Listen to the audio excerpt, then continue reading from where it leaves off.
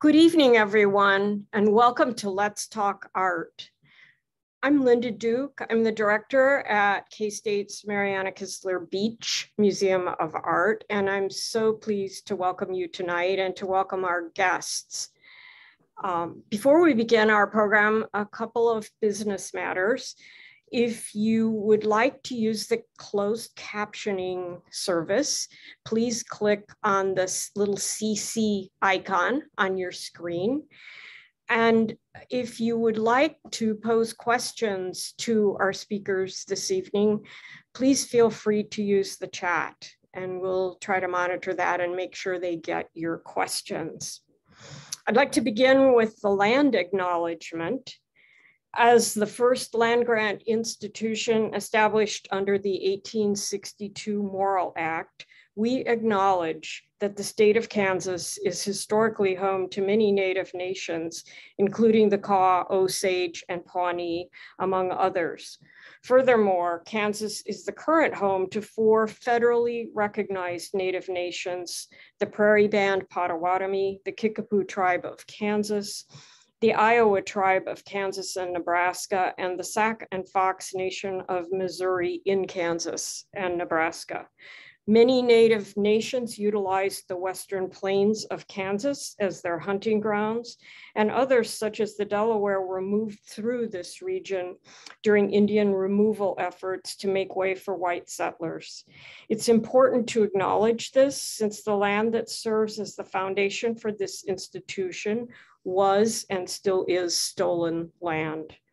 We remember these truths because K-State's status as a land-grant institution is a story that exists within ongoing settler colonialism and rests on the disposition of Indigenous peoples and nations from their lands. These truths are often invisible to many. The recognition that K-State's history begins and continues through Indigenous contexts is essential. Now, I'd like to first introduce artist Norman Akers. Norman Akers was born and raised in Fairfax, Oklahoma. He is a citizen of the Osage Nation from Gray Horse District. He received a BFA in painting from the Kansas City Art Institute in 1982 and a certificate in museum studies from the Institute of American Indian Arts in 1983. In 1991, he received an MFA in Fine Arts from the University of Illinois, Urbana-Champaign. Akers has participated in numerous group exhibitions, including Monarchs, Brown, and Native contemporary artists in the Path of the Butterfly at the Nerman Museum of Contemporary Art, Johnson County Community College, Overland Park, Kansas. Arrivals at the Kootenai Museum, Kootenai, New York, and Art Along the Rivers, a bicentennial celebration at the St. Louis Art Museum in St. Louis, Missouri. Our second speaker is Neal Ambrose-Smith. Neal Ambrose-Smith, descendant of the Confederated Salish and Kootenai Nation of Montana, is a contemporary Native American painter, sculptor, printmaker, and professor at the Institute of American Indian Arts in Santa Fe, New Mexico. He has also developed an app, Artist Ideas, with 100 ideas for making art available for Android and Apple. Check it out, it is really cool. His work is included in the collections of many national and international museums and institutions, including the New York Public Library, the Smithsonian National Museum of American Art, Galerie Municipale d'Arte Contemporaine in Chamalieres, France. French pronunciation is not my strong suit, folks, so please excuse the bungling of that. And Hongik University in Seoul, Korea. He received his BA from the University of Northern Colorado and MFA from the University of New Mexico. Welcome, Norman and Neal. Thanks so much. You're welcome. I wonder if either of you want to make opening statements of any kind. if not, or you can jump in at any point and add one, I thought I would just throw out a question about the title of this evening's session, which is Indigenous Aesthetics, and just ask, you know, is that a meaningful term? Why might someone wonder about that?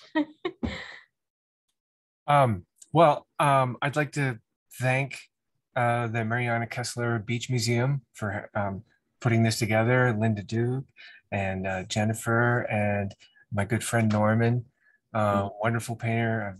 I've looked up to his work for years, and also the studio audience. It's a wonderful pleasure to be here. And thank you. Yeah, may I add a little bit to that too? As I said, I think the Beach Museum has been just doing so many great things. Yeah, you know, with the arts, and this Let's Art Talk Art series has just been really kind of just a great thing to participate in, and likewise, you know, always look forward to these kind of interactions as well. it's fun. Yeah, it is. Thanks for having us. Oh, our pleasure and honor. Thank you. So what about Indigenous aesthetics? Norman, you want to take a stab at that? Yeah, I mean, is it even a meaningful term? You know, I think Indigenous aesthetics has been something that's been kind of talked about for a long time, and it's really hard to pinpoint.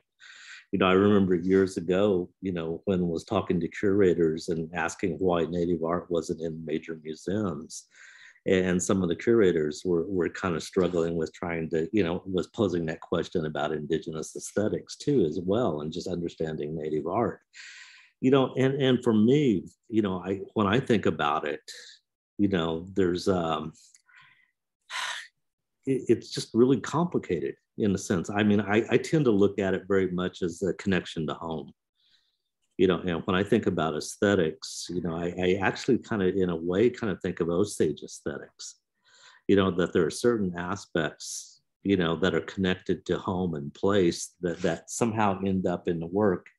And then when I recognize that, I'm happy. I'm sort of like going, oh yes, this is, you know, making that connection that's really vital, you know, for me. But defining it, you know, also, you know, becomes sometimes a little bit of a challenge, you know, there, you know, in many ways, I think a lot of times we feel these connections, you know, there, and then articulating it, you know, becomes maybe a little bit harder. I know that in the past, I've always talked about this notion of home. And here's another point is in your introduction, Linda, you know, was trained at the Art Institute in Kansas City at the University of Illinois. So my educational experience has been very Eurocentric, you know, and in many ways, I think for Native artists, you know, sometimes we kind of have to sort of shed that, you know, to begin to sort of find, you know, what's sort of real to us. You know, and I have this sort of kind of thinking as a trained painter, you know, I still sort of go back to abstract expressionism and expressionism. I look at the history of art, but for me, as I said, it's really when the work makes this connection back to home, and is that when it becomes real. Anyway, I didn't. Yeah. No, that pretty much sums it up. It's especially the part about it being really difficult to pinpoint. Yeah. Because in a way, people are looking for an umbrella, a blanket. Give us one word that we can use to talk about indigeneity or something. And you know, culture is not that easy. It's wrapped in so many things. And for instance, like some of my students would be like, oh, I'm not going out with him. He's too powwow. Like that's not something that outside of a Native community people would understand what that means. And that is an indigenous aesthetic. I mean, that's a thing that's particular to culture. You know, at the same time,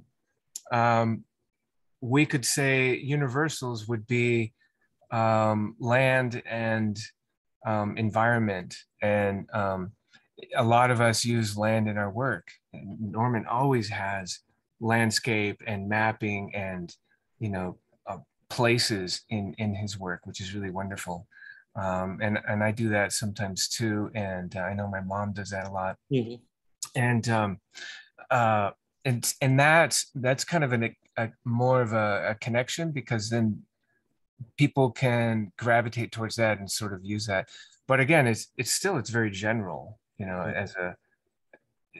as an aesthetic. I mean, there's 500 and there's at least 500 federally recognized tribes in the United States alone, just, you know, and even though this entire continent is indigenous land,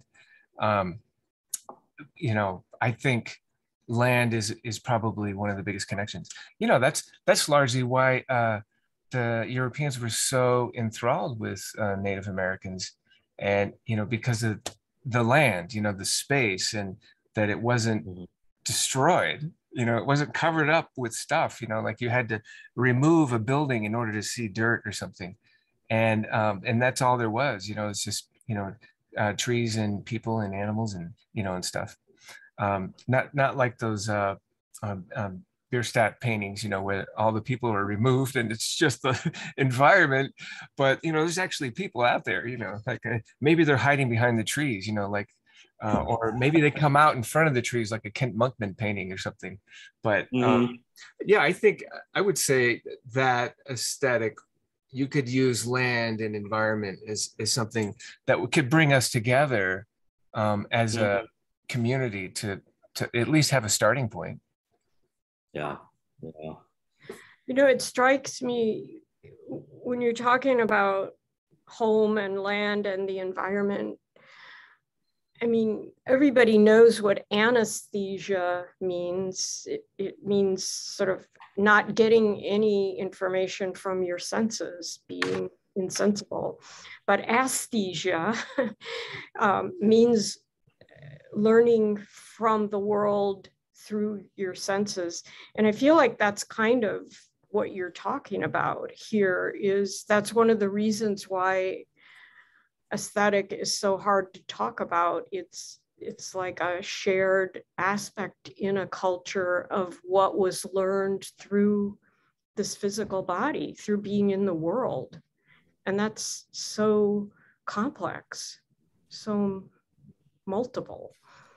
Yeah, that has definitely, and it depends on the, you know, the culture that you're raised with. And, you know, we have a number of indigenous peoples that are either adopted out or, you know, raised in the city, and so the culture is a little different than maybe reservation culture, or, you know, having some kind of connection to land from the get-go.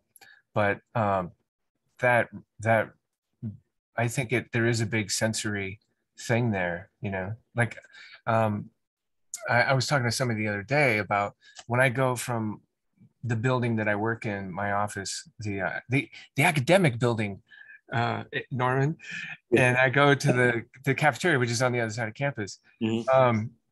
Just that short walk, there's a couple of pine trees, and there's, you know, some other plants and things, and just hearing the wind go through the pine, it's a totally different sound than wind going through other trees. It takes you to a particular place so fast, and it's so refreshing to do that walk, to go from A to B, and just have that sound hit you, you know, and you know, it's visceral in that sense.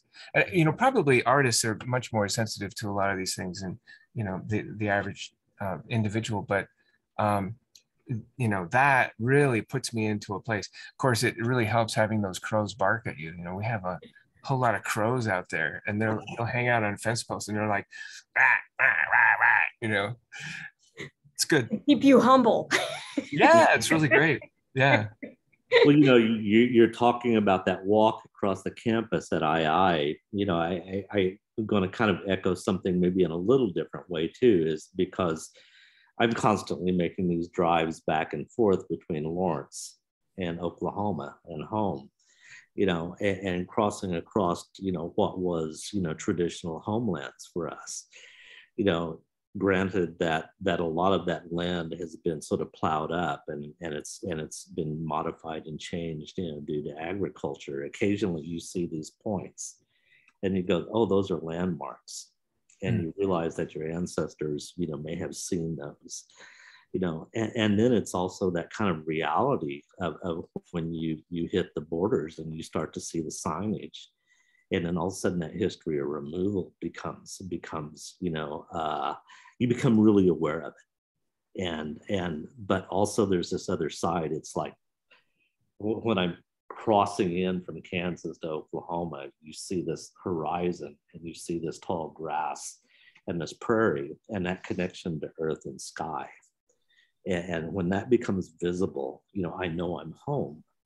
And to me, that's one of those aesthetic things that specifically kind of Osage, this notion of earth and sky.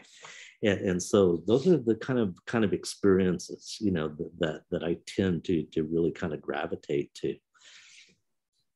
Wow.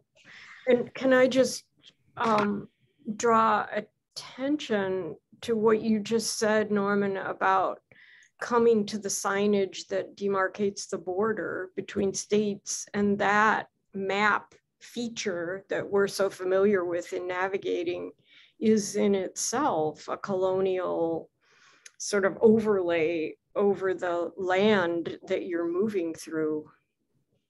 Exactly. I mean, when you look at it, it's a very complex symbol for both land, a movement across land, but also colonialism. Mm-hmm. And it's just depending on the context that you're looking at that, yeah. That reminds me of like some of those photographs from Horace Pula, where it was just land, and then there'd be like a fence right there, maybe a couple of fence posts or something, and more of a European identity would be, oh, there's divided space or something, and there's nothing out there. But the indigenous peoples that, that reservation where he took those photographs, people looked at the photos and they were like, oh, that's where my cousin, we, had an encampment there, and, that fence post is, blah, blah, blah. I mean, there's so much connected to that, and it had nothing to do with division. In fact, they didn't even see the fence as a fence, as an obstruct. It was just a placeholder for a moment, or where something happened. That's really interesting. Instead of ownership. Yeah, totally. Yeah. Wow. You mentioned, Norman, noting landmarks and recognizing or reflecting that your ancestors would have used those same landmarks, but they wouldn't have been using Google Maps or even a printed paper map. They would have had a different way of understanding how to get from place to place and use those landmarks, right? I've heard you. Yeah, I mean, it's just one of those notions about, when you're traveling, and I think, you experience this when you're out west and you're driving across, these expanses of land, and you see a little point, and you're getting closer and closer to it, and it becomes a marker. It's also kind of this element of time. It marks time is when you're getting closer, there. And I tend to kind of really think about moving through space that way. It's, I think some of us, and it's funny because, I mean, today we use these, and you see people who are constantly looking at these maps, and this phone kind of guides a person through this space, and they're really less visual, that they're looking for these points. And you think about how people in the past traveled, and it was those sort of markers, kind of took you to place. It's interesting that you brought up Google Map too, because I have to say this is a situation, I'm a little bit of a Luddite. I tend to kind of avoid technology, but I found a number of years ago when Google satellite maps started, and I finally discovered them. I would go online and I would find gray horse. Oh. And I would frame by frame move, and I would go down the road. Then I would cross a pasture, and then I would find roan horse camp where our family moved from Kansas to Oklahoma. Then go to these like orange pen pasture, and then to my cousin's house, and moving across land. And what struck me about that is that even though that was incredible technology, it was knowing the place that helped me navigate across that land. You could go frame by frame, with that, but as I said, you still had to have this kind of awareness, mm-hmm. Of that land, and particularly when you're off of the road. The other thing that kind of struck me about that too, and just a few years back, I was thinking about this in our own creation story. It talks about a division of our tribe, Zijo, that came down from the sky. And I realized looking from the vantage point of the Google Maps that I was actually at that point of coming down. Wow. And that just really, kind of made this connection. Yeah. That's pretty mind-blowing. Kind of earth and sky meeting, in a sense.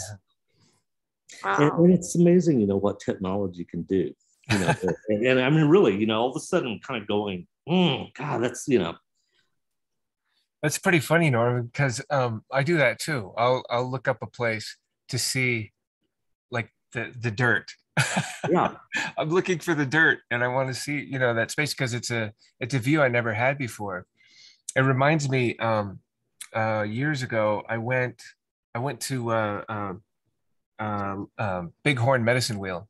And I went with Jean and Lowry Stokes Sims and Garth Grennan, and it was this, like, we were in Montana, but so we trekked down there to check this out, and it was kind of quite a hike to get up there, but it turns out we were there. It was the summer solstice, so we got up to that ridge line where all those rocks are laid out, and watched the sunset right on the line. It just went right down, and even now I don't think about it in a romantic sense.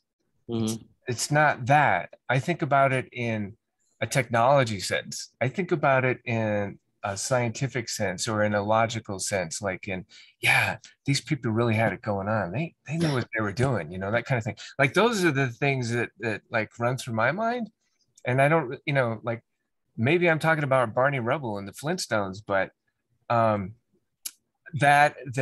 still the European ideal is romanticism. Like, it's, wasn't it romantic? Wasn't it really, didn't it just like make you tingle? And I was like, no, it was more of like amazing science, that humans are really incredible. We've been able to do some really amazing things. And but then going back and looking at it on Google Maps, I'm like, yeah, I was right there. Wow. It's pretty amazing. Well, we've been talking a lot about moving through actual space. Is there anything you'd like to say about space on the surfaces of your artwork? How do you think about that? Going where Coyote has never gone before. Well, I mean, as a mark maker, and I think Norman's a mark maker too. I'm pretty sure, he may not admit it, but I think he's a mark maker. But I come from a line of mark makers myself. But it's that idea of like initiating a conversation on the surface, and starting, because a canvas, there's just nothing on it, so you gotta start it somehow, and then listen to it. And so I tend to spend a lot more time listening at some point, and not so much time actually painting or gluing or whatever I'm doing, because the art has so much to say. I was working on some prints today, for the first time in a while. I was actually making work, and I was doing exactly that. I was like listening to the piece, and it was we were going through this dialogue of titles. Usually the titles emerge through the process, because I'm just not a planner in that sense. I mean, I try to plan a little bit as I approach things, but man, I end up falling down the stairs and bumping all the way down, and just to get something done. And so I really depend on the canvas to tell me what to do. Can I just note here, and I've been interested in this for a long time, there's a lot of reference to synesthesia in what you just said, of not defining sensory experience in ways that drastically separate the visual from the auditory, et cetera. You went back and forth quite a lot, listening to the materials in front of you. And I don't think you were just talking about them shuffling or rustling. I think you were talking about listening to them in a different way. I think that's a really interesting quality that a lot of artists keep alive, and that maybe most people learn to shut down. Yeah. Oh, I don't think that it's not so mystic though, it's, we're not taking feathers, No. and going like this and then, it's not like that. It's more like inspiration is in a new pen, and it's a bright color, and ooh, what's it going to do? Inspiration is in the smell of the linseed oil. Inspiration happens when a student does something really awesome, and you're like, that is amazing. Do you mind if I steal that idea? And students always say, sure, because they're students. And, I mean, inspiration happens like that. It's not I guess it's kind of clinical in a sense, you could say. But it's not sterile, like cold. I love that collaborative process. Mm-hmm. And I think that's sort of the way I was raised, because I was a studio assistant as a child, and I was paid to tear canvases and cut them up and bury them in the yard, so nobody could get them. And the same with drawings, right? That didn't work out or whatever. And then watching my mom draw and paint, where she would put charcoal on the canvas, or something in it, and that scratchy sound. And so getting her stuff and helping her with stuff, and then as I went into college, we would commune, and I would bring in my new European art history, because up to that point, all I had was Native art history, because everybody was coming over. It was like during Indian market, it was, there was tents in the yard, and there was Indian artists everywhere. Joe Feddersen, Norman probably was there at one point. Somebody was cooking, and so it was a big community thing. So I had a lot of Native art history, and then when I got into college, I discovered European art history in that. So I would come home and I'd be like, hey, abstract expressionism is like what you're doing here, that kind of thing. And she's like, yeah, it's Jasper Johns or whatever. And so we would like work through that thing in her studio, and so I was trained as a collaborator from the get-go, and we still collaborate today. I mean, we're constantly working on projects, but that's how I approach my work. It's a collaboration. I'm not a dictator. I can't. Some people are. Some people know exactly what they're doing, and they can map it out, and they can make it happen. And I just don't have that in me. And I don't know, maybe it's an active aggression, whatever. But it's not my process. It's more collaborative. I don't know. What do you think, Norman? What are your divine thoughts? I think when I'm thinking about space, it's almost like I treat the paintings and the prints a little bit differently. In a sense, I mean, painting to me, one of the things is that when you squeeze out paint and you put it on that palette, You have this kind of responsibility to give it life, and there's this act of moving it around and making it become something that is always important, to me. And I almost had the opposite experience because I grew up never going to museums, not knowing, artists. And I saw local arts in like the Bacone School. I saw those paintings, in people's houses at home. But when I went to Kansas City, the Nelson Atkins Museum was the first time I really saw a museum. And I have to admit, I was completely enthralled, with those paintings. And but to me, it's like when I'm looking at space, that kind of illusionistic space that happens in those paintings, I sort of recognize the origins, you might say, and I'm tied to that in many ways, because of my training. But the other side of that too is to bring in these other elements that are diagrammic, that are flat shapes, that sort of acknowledge the flatness of the picture plane, that has its roots in a different, sort of visual vocabulary. And I can kind of remember, I was thinking always this funny thing about artists is that we sort of transcend time. We're always moving back and forth. And I could remember seeing some paintings at the Gilcrease, that were kind of that Bacone School, Oklahoma style, the flat imagery. And it kind of brought me back to home and remembering those, there. And so, I like to kind of play with both of those types of space so they kind of coexist, in a work. And that kind of is, it's almost like a reconciliation of these two, that I'm always playing with that. And then in the printmaking, it's kind of a whole different story, somewhat of a different story, because the fact that I do work a lot with maps, that maps, indicate places, and there's points and reference marks. So when I'm doing something, like for instance, collage for prints, and I'm taking something and I'm scooting it over this way, and I'm scooting it over this way, is I'm looking for those relationships, and part of it's like finding those relationships, but it's also about covering up things, too. And so you're dealing with this kind of back and forth, that kind of conversation with making the work that's really, I think, is important, to me. And it's like, when painting is good, I'm in the middle of the painting.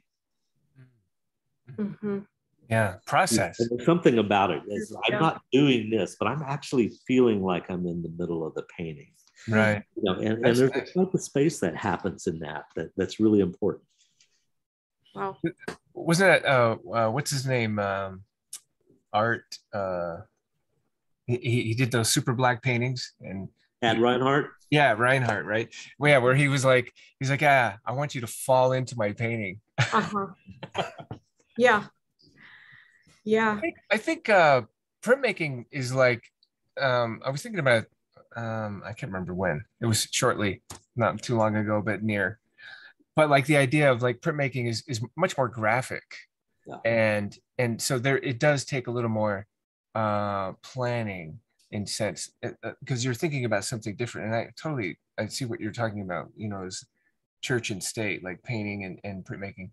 And that printmaking sometimes can inform a painting compositionally, because the printmaking usually is much more direct and graphic and specific, and typically not nearly as loose as a painting can be, because you can move, alizarin into some, tree green or something, and make it so minute that, and it's just that one thing that happens, but it's a one-off. Like we usually think about prints in multiples, or at least, from a business standpoint, it makes sense to be able to make multiples in print, because it's more accessible. It's something that the distribution is much more vast. Yeah.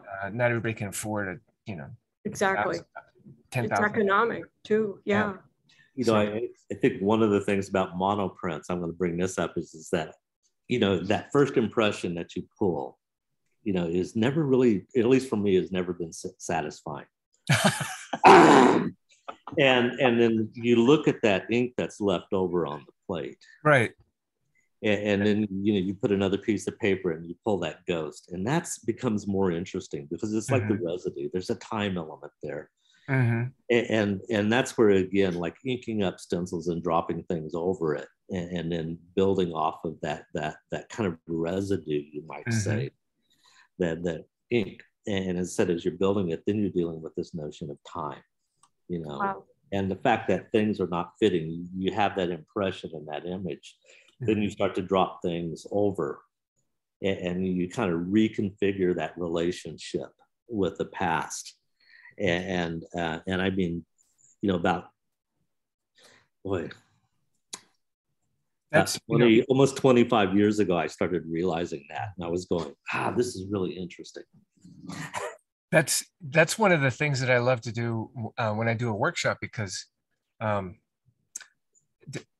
bringing people that have no art background whatsoever, bringing them into some just glimmer, or, you know, gleaning some idea of how art is part of them, or it's part of everything, kind of thing. And that you don't really have to know how to draw specifically or something. And so, like, I'll bring cereal boxes and cut them up. And Jean and I would do this all the time. We teach printmaking workshops. And we'll start with just black ink or scrape, you know, like all the colors from a previous workshop mixed together.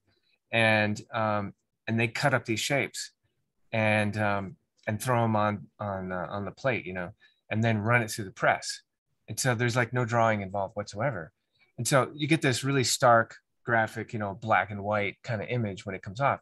But then we have them take those elements and flip them over and rearrange them on the same plate and then run it through again.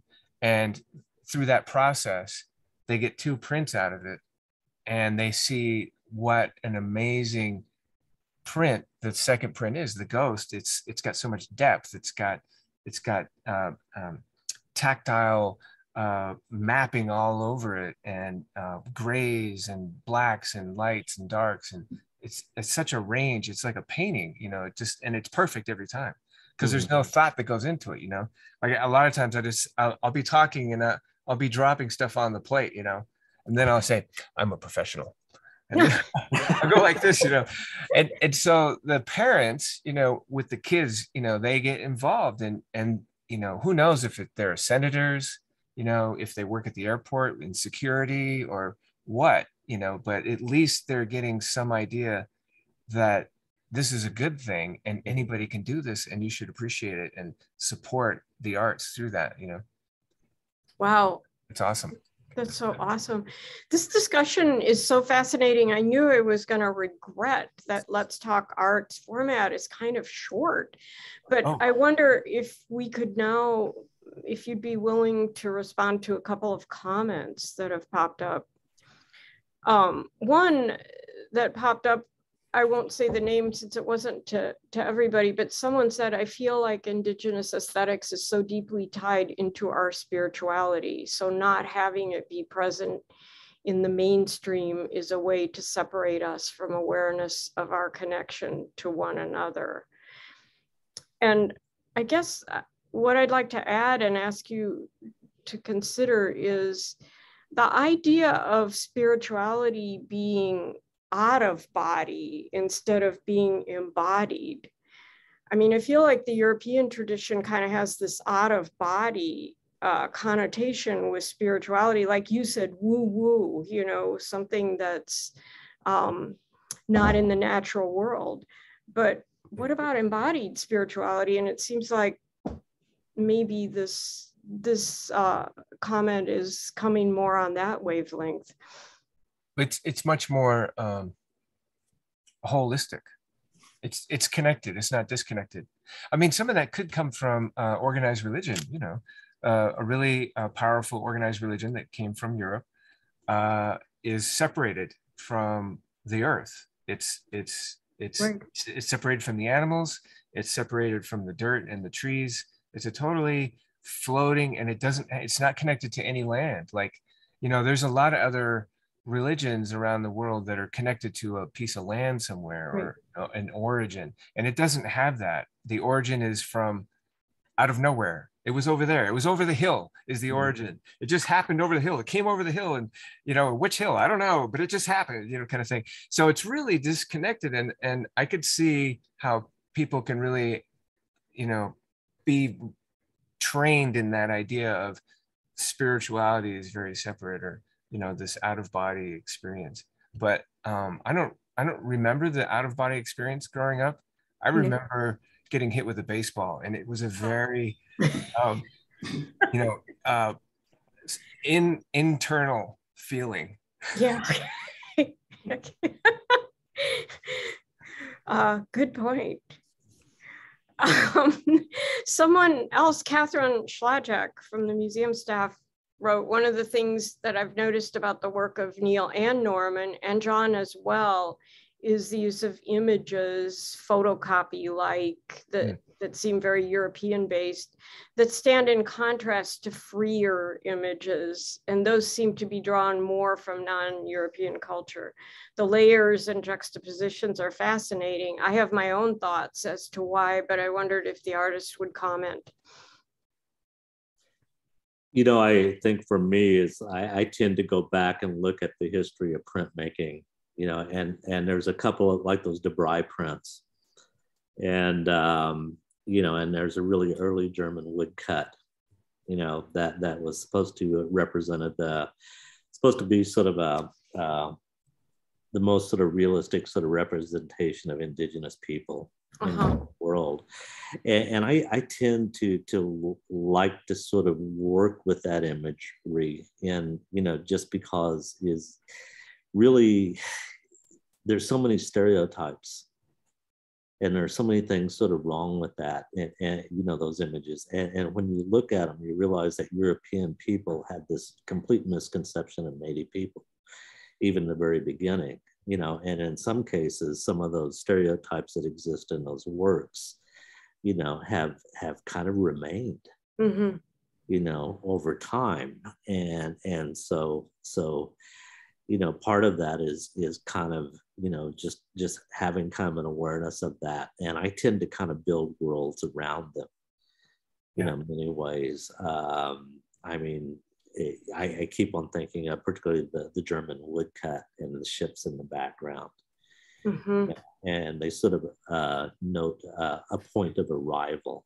You know, when Europeans or Western peoples came to the Americas, you know, in a sense. And of course, you know, in the prints, they're juxtaposed with also these sort of appropriated images of historic figures from currency, you know, too, as well. And of course, they're arriving too in flying saucers, you know. Exactly. And the whole notion of arrival and who's indigenous and who's alien in a sense is something that's a play, because I do think people kind of have a short-lived history. They kind of forget that they were also immigrants too, you know. And when you look at the borders, and we, you know, this whole conversation about the southern border, for instance, the southern border really has separated indigenous people from their homeland, and the animals too. Exactly.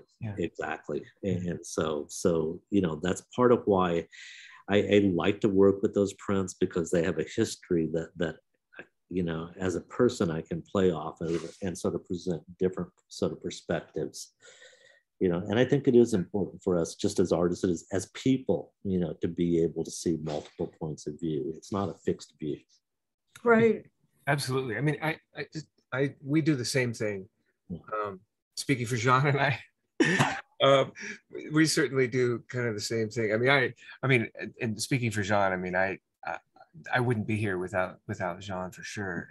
And I've totally copied her work over the years. In fact, I was just going to say that I really come from the Picasso school of art making, which is steal, steal, steal, steal, steal.